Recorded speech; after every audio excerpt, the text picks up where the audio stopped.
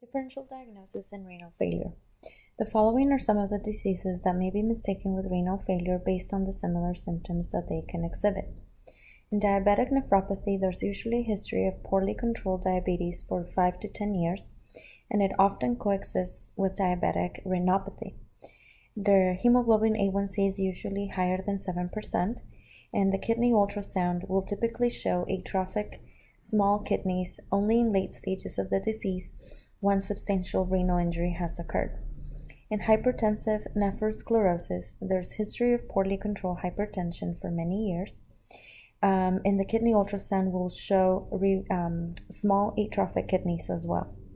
In ischemic nephropathy, there's history of long-standing essential hypertension that is usually uncontrolled, and the patient will often have a history of atherosclerosis.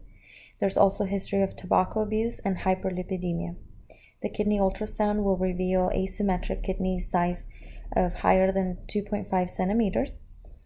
And in obstructive uropathy, it's often due to prostatic enlargement or cancer.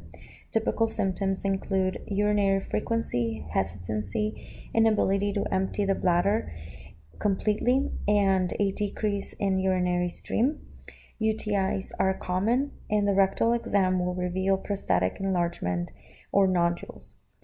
Kidney ultrasound is usually done to document the kidney obstruction. Then in nephrotic syndrome, this is often associated with a more sudden onset of hypertension or an acceleration of essential hypertension. The labs will show hyperlipidemia and an increase in serum creatinine, and the kidney biopsy is required, which will determine the pathologic lesion for nephrotic syndrome. In glomerulonephritis, this is often associated with sudden onset of hypertension as well, or an acceleration of essential hypertension. Labs will show an increased serum creatinine, and the urinalysis is significant for hematuria or proteinuria.